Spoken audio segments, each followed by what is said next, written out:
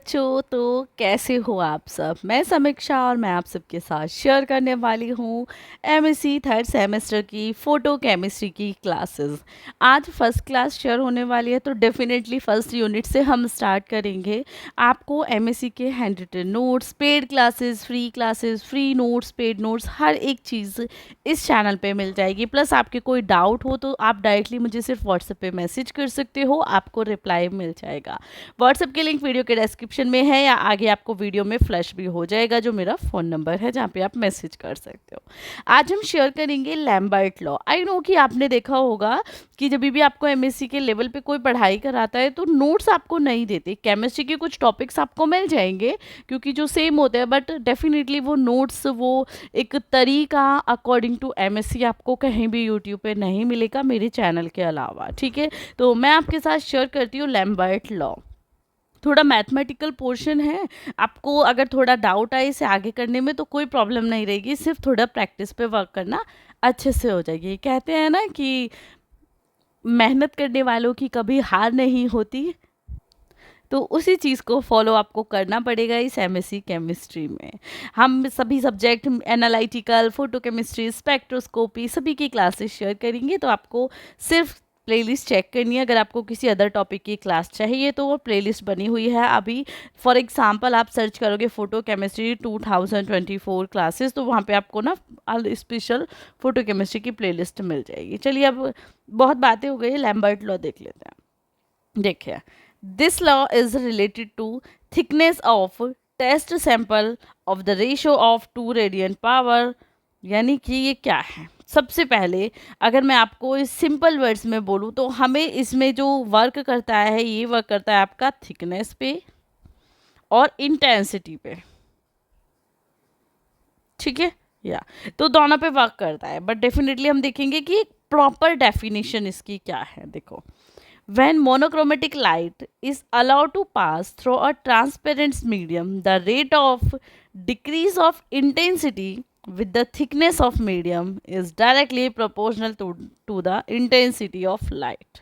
मैंने कहा था दो वर्ड्स पे फोकस करता है, किस पे? इंटेंसिटी और थिकनेस पे। ठीक है, अभी ऊपर कहा। अब ये कैसे काम करता है देखो, जो ये अभी आपने थोड़ा मैथमेटिकल पोर्शन देख लिया, थ्योरेटिकल देख लिया, अब समझो। ये लाइट है, इसको हम पास कर रहे हैं। ठीक है, ये हमारा मटेरियल है। ठीक है, ये मटेरियल हो गया। इसे समझना, तब ये जो थ्योरी लिखी हुई थी वो समझ आ जाएगी। सॉरी, मैं पेन को थोड़ा स्मॉल करती हूँ। थिकनेस, ठीक है, ये इसकी थिकनेस हो गई ना कि भाई ये इतना थिक है। अब क्या है कि जैसे ये लाइट यहाँ से पास हुई है तो इसकी जो इंटेंसिटी होगी, ठीक है, इंटेंसिटी होगी जो लाइट की, वो डिक्रीज हो जाएगी। क्यों? क्योंकि मोनोक्रोमेटिक लाइट जब एक मैटर में से, फॉर एग्जांपल ये एक समझने के लिए बता रही हूँ, इस मैटर में से जब ये पास हुई है तो इसकी जो इंटेंसिटी है उस वो थिकनेस के अकॉर्डिंग क्या होगी, डिक्रीज हो जाएगी। ठीक है, और वो कैसे डिक्रीज होगी ये हम अभी इस न्यूमेरिकल पोर्शन में करेंगे। ठीक है, देखो यहाँ ये लिखा हुआ था, when monochromatic light is allowed to pass through a transparent medium, the rate of decrease of intensity with thickness of medium is directly. ठीक है, हमने ये तो कर लिया कि इंटेंसिटी डिक्रीज हो जाएगी, बट किसके अकॉर्डिंग डिक्रीज होगी? वो जो डिक्रीजमेंट है वो होगा directly proportional to the intensity. ठीक है, यानी कि D I upon D X and proportional to I. I क्या है यहाँ पे? इंटेंसिटी। ठीक है, अभी आगे देखना, एक से दो बार प्रैक्टिस करोगे तो अच्छे से समझ आ जाएगा। ये मत सोचना कि हमें समझ नहीं आएगा या मैम ने अच्छा नहीं कराया। ठीक है, आप जब एक से दो बार करोगे आपको खुद पता चल जाएगा कि मैंने आपको कैसा पढ़ाया और कैसे आपको समझ आएगा।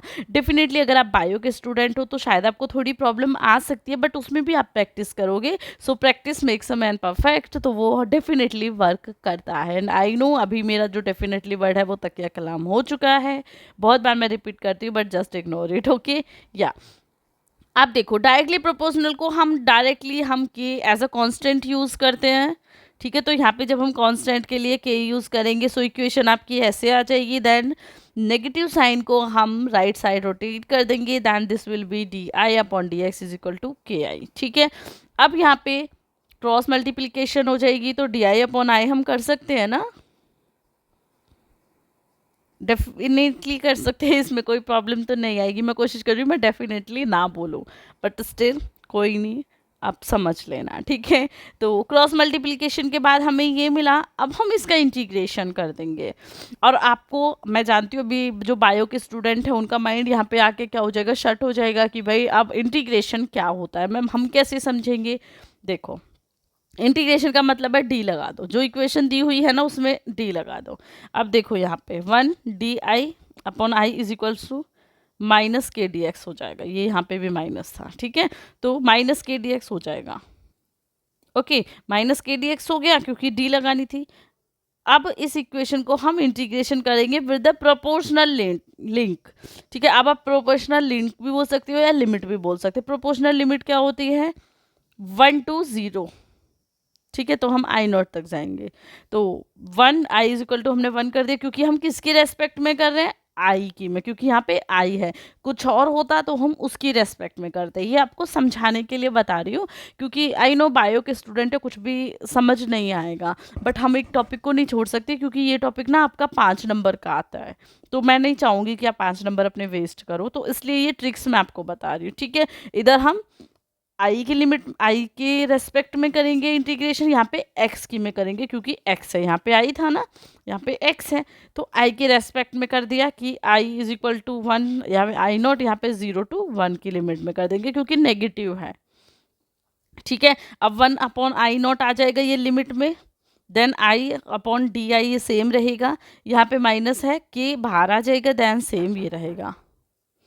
ठीक है, और अब जब हम इसे with respect to x upon I करेंगे, यहाँ पे देखो आई अपॉन आई 0, ये पेन का चेंज हो गया कलर क्या। ठीक है, तो मतलब विद रिस्पेक्ट करना है, यहाँ पे 0 रख देंगे, यहाँ पे आई नॉट, ये 0 ही है ना, यहाँ पे एक्स, यहाँ पे 1 हम मान लेंगे, ये एज इट इज़ आप याद कर लेना। अब इसके बाद एक फॉर्मूला आ जाता है, आपने क्या हो 10th क्लास में, log I upon is equal to I not is equal to k x की पावर 0x। ठीक है, ये एज इट इज़ आ जाएगा, आई यहाँ पे हम ले लेंगे, ये आप ऑन में आ जाएगा, यानी कि इसको हम लॉग आई कर देंगे।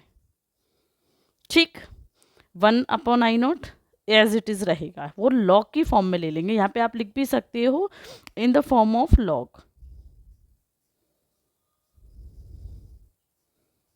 ठीक है, क्या उसके बाद हम इस फॉर्मूले को जब ओपन करेंगे तो log e base I minus log e base I not.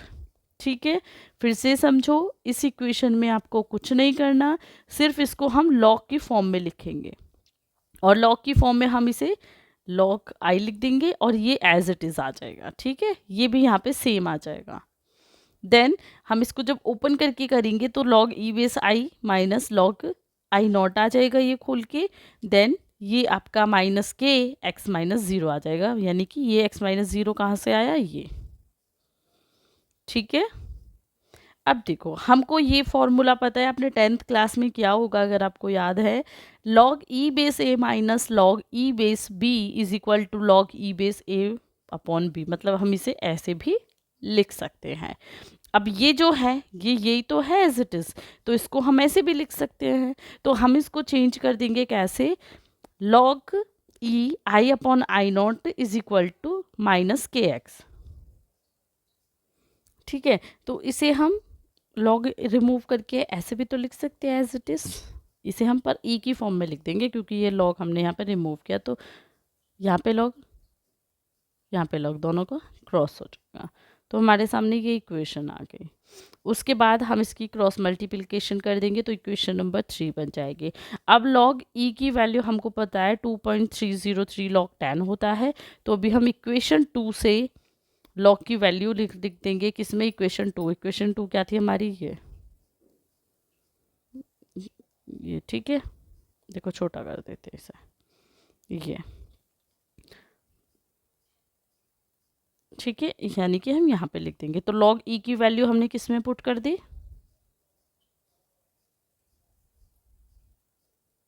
यहाँ पे 2.303 log base 10 I upon I not is equal to minus k x. ठीक है, ये वैल्यू पुट कर दी। अभी इसे जब ओपन करेंगे तो log 10 ये अपन e is equal to 2.303 end में चला जाएगा, मतलब क्रॉस मल्टीप्लिकेशन हो जाएगी, ये इक्वेशन 4 बन जाएगी। अब इसे हम एज अ कांस्टेंट के डैश मान लेंगे।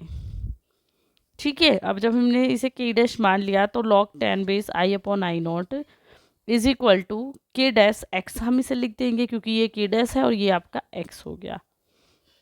ठीक है, अब इसे हम एज इट इज़ ऐसे भी तो लिख सकते हैं कि लॉग्स की मल्टीप्लिकेशन करके 10 की power minus k dash x, ये सिर्फ खोलते जाना। Then after cross multiplication equation 5 आ गई आपके पास एंड दिस हम इक्वेशन 3 पे भी आप इसे छोड़ सकते हो। इक्वेशन 3 भी आपकी, एक मिनट मैं पेन का ना कलर चेंज कर देती हूँ, या इक्वेशन 3 भी आपकी लैम्बर्ट लॉ है, इक्वेशन 4 भी लैम्बर्ट लॉ है एंड इक्वेशन 5 आपकी फाइनल लैम्बर्ट लॉ है। ठीक है, तो अभी आपको थोड़ा सा शायद प्रॉब्लम हुई होगी पहली बार जब क्लास को देख रहे हो, तो फिर से जाना, फिर से इस क्लास को एक बार और देखना, फिर लिख के प्रैक्टिस करना। 3 बार में आपको लैम्बर्ट बियर्ड लैम्बर्ट लॉ रट जाएगा और आपके पेपर में 5 नंबर पूरे हो जाएंगे, क्योंकि ऐसा हो ही नहीं सकता कि पेपर में ये क्वेश्चन नहीं आएगा। ठीक है, बाकी आपको कोई भी हेल्प चाहिए, कोई भी सजेशन चाहिए, एमएससी रिलेटेड नोट्स चाहिए, तो आप मुझसे कनेक्ट कर सकते हो व्हाट्सएप पे, इंस्टाग्राम पे, सभी के लिंक वीडियो के डिस्क्रिप्शन में है। तो मैं क्लास को कर देती हूँ and thank you so much इस क्लास को देखने के लिए। आपको BSc, MSc, IT, JM, CSI सभी की केमिस्ट्री इस चैनल पे मिल जाएगी। So thank you.